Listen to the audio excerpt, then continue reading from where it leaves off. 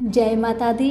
मेरे सभी प्यारे दोस्तों, मैं लक्ष्मी शर्मा बड़ों को चरण स्पर्श, छोटों को प्यार और बराबर वालों को दिल से नमस्कार करती हूँ।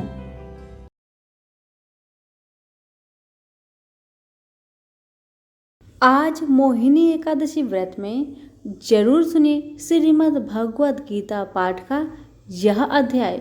एकादशी व्रत में इस अध्याय को सुनने से सभी पाप नष्ट हो जाते हैं और मिलती है दुनिया की सारी खुशियाँ। वीडियो को पूरा देखें, अच्छी लगे तो दूसरों को भी शेयर करें। अर्जुन ने पूछा, हे केशव, मैं संन्यास एवं त्याग के तत्व पृथक पृथक जानने की इच्छा करता हूँ। श्री कृष्ण बोले, हे पार्थ, कामना वाले कर्मों के त्याग को ज्ञानी लोग संन्यास मानते हैं और अज्ञानी पुरुष फल के त्याग को त्याग कहते हैं। कोई पंडित कर्म को दोष युक्त जानकर त्यागना ठीक कहते हैं। कोई यज्ञ, दान, तप आदि कर्मों को छोड़ने योग्य बताते हैं। हे भारत, त्याग के विषय में मेरा ऐसा मत है कि त्याग 3 प्रकार के हैं। यज्ञ, दान, तप आदि कर्मों को नहीं त्यागना चाहिए। ये सब कर्म आसक्त और फल को त्याग कर करने चाहिए। मेरे निश्चय मत यही है जो सर्वोत्तम है। अपनी नियमित कर्मों का त्यागना उचित नहीं है। यह मोह बस ऐसा किया जाए तो वह तामस त्याग है। कर्म दुखप्रद है, यह विचार कर एवं शरीर के कलेश के भय से जो त्याग करता है उसे त्याग का फल नहीं मिलता। यह राजस त्याग कहलाता है। हे अर्जुन, अपना नियमित कर्म अवश्य करने योग्य है। फल तथा आसक्त को त्याग कर जो कर्म किया जाता है वह सात्विक कर्म है। जो दुखदायक कर्म से द्वेष नहीं करता तथा सुखदायक कर्म से प्रीति नहीं करता वह त्यागी, सत्यशील, बुद्धिमान तथा मुक्ति के योग्य है। देहधारी संपूर्ण कर्मों का त्याग नहीं कर सकता। कर्म का फल त्याग कर कर्म करने वाला त्यागी है। कर्मफल 3 प्रकार के हैं, अनिष्ट, इष्ट एवं मित्र। जो त्याग नहीं करते उनको ये मरने के बाद मिलते हैं और त्यागियों को नहीं मिलते। हे महाबाहो, संपूर्ण कर्मों की सिद्धि के लिए 5 प्रकार सांख्य शास्त्र में कहे हैं, उनको सुनो। शरीर कर्ता, साधन, पृथक पृथक चेष्टाएं और देव शरीर, वाणी एवं मन से जो भला बुरा कार्य किया जाता है उसके ये 5 कारण हैं। वह दुर्मति कुछ नहीं जानता जिसको यह अहंकार नहीं है कि मैं करता हूँ, और जिसकी बुद्धि कर्मों में लिप्त नहीं है। वह मनुष्य प्राणियों को मारकर भी उनको नहीं मारता और उनमें नहीं बंधता। ज्ञान, गृह और ज्ञाता ये 3 ही कर्मों के प्रेरक है। कारण, कर्म और कर्ता ये 3 कर्म के साधन हैं। सांख्य शास्त्र में ज्ञान, कर्म और कर्ता ये सत्वाधिक गुण के भेद 3 प्रकार के हैं। इनको भी सुनो। जब भिन्न भिन्न प्राणियों में एक अविनाशी अविभक्त सत्ता जो दिखता है वह ज्ञान सात्विक कहलाता है। जिस ज्ञान से प्राणियों में नाना प्रकार की सत्ता दिखाई देती है उसको राजस ज्ञान जानो। ऐसा ज्ञान जिसके बिना कारण और सर्वार्थ के जाने एक ही कार्य में लगा रहे वह अल्प और तामस है। फल की इच्छा ना करके जो नित्य कर्म संग देश को त्याग कर किया जाता है, जो फल की इच्छा एवं अहंकार से बड़े यत्न से किया जाता है वह राजस कर्म है। जो कर्म परिमाण धन का खर्च, दूसरे की पीड़ा और अपना पुरुषार्थ न जानकर मोहबस किया जाता है वह तामस कर्म कहलाता है। संग से रहित अहंकार, धैर्य और उत्साह युक्त सिद्ध व असिद्धि में समान रहता है, वह सात्विक कर्म कहलाता है। गुण की तरह बुद्धि और धर्म के इनके भी तीन भेद है, सुनो।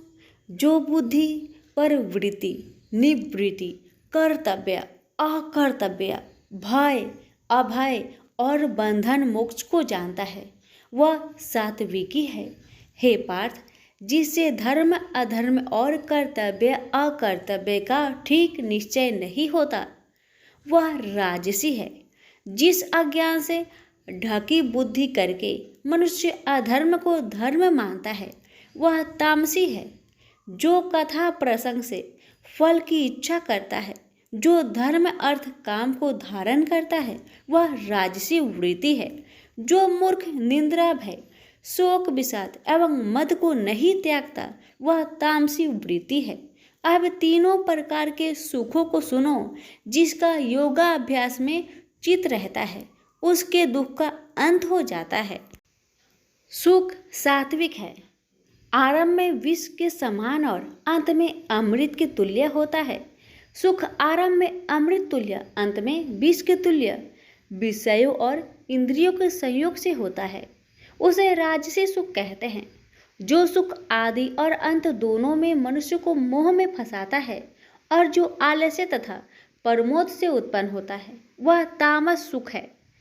सम, दम, तप, पवित्रता, क्षमा, नम्रता, ज्ञान, अनुभव और परलोक में श्रद्धा, ये ब्राह्मणों के स्वाभाविक सिद्ध कर्म है।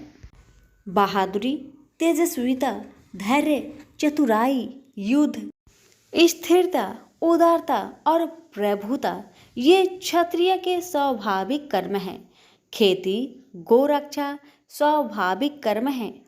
जो लोग अपने अपने गुणों और प्रवृत्तियों के अनुसार कर्म करते हैं, उनको सिद्धि प्राप्त होती है। और जिसने सब जगत का विस्तार किया है, उस ईश्वर को अपने कार्य के द्वारा आराधना करके मनुष्य सिद्धि को पाता है। दूसरे उत्तम कर्म से अपना नीच कर्म ही श्रेष्ठ है। सर्वत्र आसक्त को छोड़ने वाला आत्मा, जीतने वाला इच्छा रहित मनुष्य संन्यास के द्वारा सर्व कर्म निवृत्ति रूप परम सिद्धि को पाता है। वह फिर कैसे ब्रह्म को प्राप्त होता है? सो मुझसे सुनो, यही इस ज्ञान की परानिष्ठा है। शुद्ध बुद्धि से युक्त होकर धृति द्वारा इस मन को बस में लगाकर शब्द आदि विषयों को छोड़कर राग देश से रहित होकर एकांत में रहने वाला, मिताहारी, वाणी और मन को जीतने वाला, नित्य ध्यान युक्त और वैराग्य, अहंकार, बल, घमंड, काम, क्रोध तथा परिग्रह छोड़कर ममताहीन और शांत मनुष्य ब्रह्म भाव के योग होता है।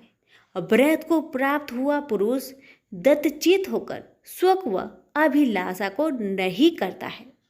जीवन मात्र में समदर्शी होकर मुझ में परम भक्ति पाता है।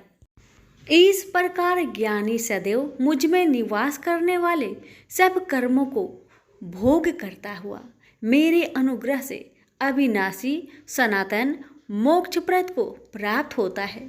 तत्पश्चात तत्व से मुझे जानकर फिर मन मुझ में ही प्रवेश करता है। सावधानी से अपना मन मुझ में स्थिर कर और सब कर्मों को मुझ में अर्पण कर बुद्धि योग के आश्रय से निरंतर अपने चित्त को मुझ में लगाओ। मेरे में चित्त लगाकर मेरी कृपा से दुर्गम कष्टों से तर जाओगे। यदि अहंकार से मेरी बात सुनोगे तो नष्ट हो जाओगे। यदि अहंकार का आश्रय लेकर युद्ध नहीं करूँगा ऐसा मानते हो तो यह तुम्हारा निश्चय झूठा है, क्योंकि स्वभाव तुम्हें युद्ध करवाएगा। हे कौतन्य, जिस कर्म को तू अब मोह से करना चाहता है उसे अपने स्वाभाविक कर्म से बंधा हुआ बेबस होकर करेगा। हे अर्जुन, जीवों के हृदय में स्थिर ईश्वर उनको माया से भ्रमा रहा है, मानो सब यंत्र पर चढ़े हैं। हे भारत, सब भावों में उसी की कृपा से परम शांति एवं मुक्ति को पाओगे। यह गूढ़ ज्ञान मैंने तुमसे कहा है, इसे भली भांति विचार कर जैसा चाहते हो वैसा ही करो। अब तू सबसे गूढ़ वचन भी सुन, क्योंकि तू मेरा परम मित्र है, इसलिए मैं तेरे हित ही कहूँगा। मेरे में मन लगाओ, मेरे ही भक्त हो, मेरे ही यज्ञ करो और मेरा ही नाम जपो। सब धर्मों को छोड़कर मेरी शरण में आओ, मैं तुम्हें सब पापों से छुड़ा दूंगा। यह मेरा रहस्य ऐसे पुरुष जो तप न करता हो, मेरा भक्त ना हो, कभी भी नहीं कहना चाहिए। जो इस परम गुप्त ज्ञान को मेरे भक्तों में प्रकट करेगा, वही मेरी परम भक्ति को पाकर अंत में निश्चय ही मुझ में लीन हो जाएगा। इस धर्म संवाद को जो कोई पढ़ेगा, उसे मैं समझूंगा कि उसने ज्ञान यज्ञ से मेरी पूजा की है। जो श्रद्धावान पुरुष दोष ढूंढे बिना इसको सुनेगा, वह भी मुक्त होकर पुण्य आत्माओं को मिलने वाले शुभ लोक को प्राप्त होगा। हे पार्थ, तुमने एकाचरित से मेरे कहे हुए उपदेश को सुना या नहीं? हे धनंजय, तुम्हारा अज्ञान से उत्पन्न हुआ मोह नष्ट हुआ या नहीं? अर्जुन ने कहा, हे भगवान, आपकी कृपा से मेरा मोह नष्ट हो गया और स्मृति जागृत हुई है। अब मैं निसंदेह आपकी आज्ञा पर स्थिर हूँ और जैसा आपने कहा है मैं वैसा ही करूँगा। संजय बोले, हे धृतराष्ट्र, मैंने महात्मा वासुदेव और अर्जुन का यह प्रेरणा देने वाला अद्भुत संवाद सुनाया। व्यास जी की कृपा से साक्षात यज्ञेश्वर श्री कृष्ण जी के मुख से इस परम गुहा संवाद को मैंने सुना।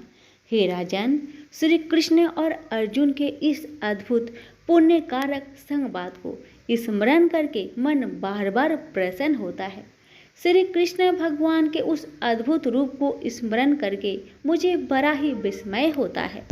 हे राजन, मैं बारंबार प्रसन्न होता हूँ। मेरी ऐसा धारणा है कि जहाँ योगेश्वर भगवान श्री कृष्ण हैं और जहाँ पार्थ जैसा धनुर्धर है, वही राजलक्ष्मी, विजय, ऐश्वर्य और अटल नीति है। सभी प्रेम से बोलिए, श्री कृष्ण भगवान की जय हो।